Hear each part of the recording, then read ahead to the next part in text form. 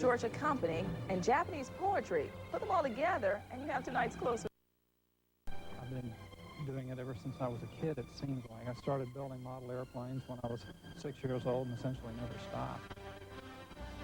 And the fate of Joey Buttafuoco. Today, he promised a judge he would straighten up. Lake Michigan, now it's in perfect condition and on display at the National Museum of Naval Aviation at Pensacola, Florida, thanks to a company in Georgia. I'm Jim Kazurski. Coming up next, we'll take a closer look at the plane and that Georgia company.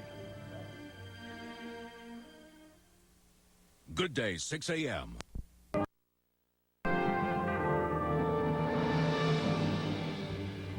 Tonight on Eyewitness News Primetime, the saga of NIK-2J. That was the serial number of a Japanese World War II fighter plane captured by the United States. Now, for 50 years, the U.S. Navy had the plane packed away in a crate in pieces. Now it's back together again, but there's more to tell. Here's Channel 5's Jim Kazurski with tonight's closer look.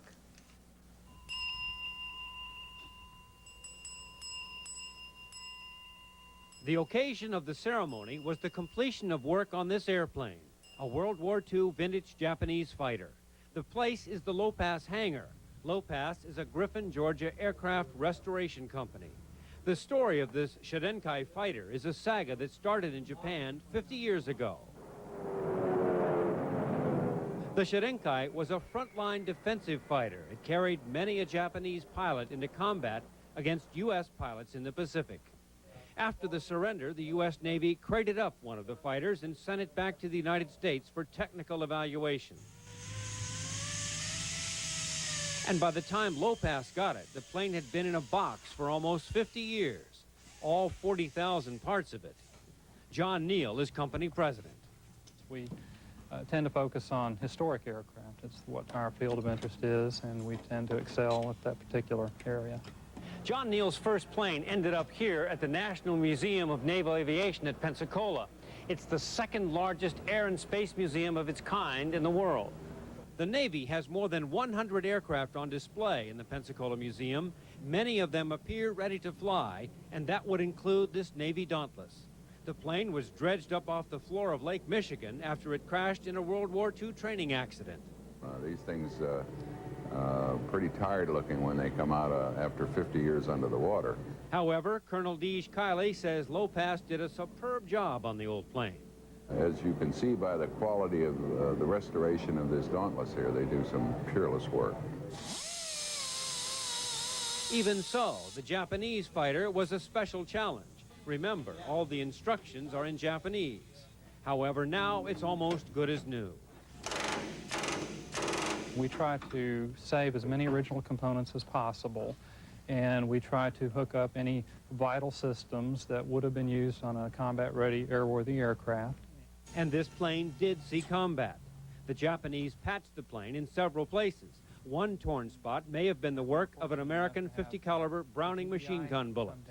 This is the impact marking right here. Much is known about the plane and those who flew it.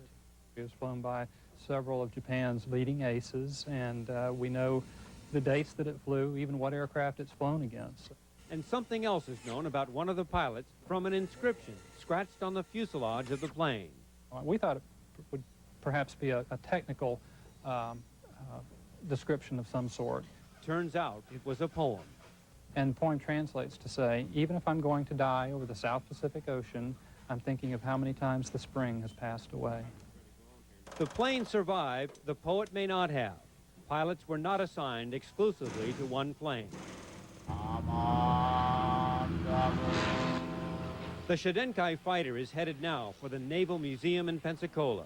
It will be displayed beside many of the planes it faced in combat 50 years ago. Jim Kazurski, Channel 5 Eyewitness News, prime time.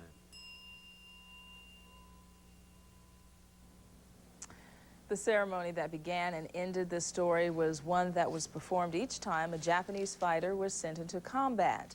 It was the equivalent of a Christian blessing. The museum where the plane will be displayed is the most visited museum in Florida. Admission is free.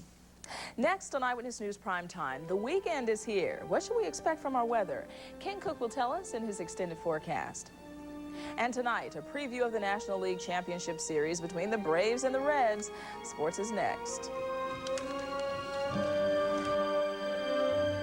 Now, tonight's primetime Wall Street Roundup.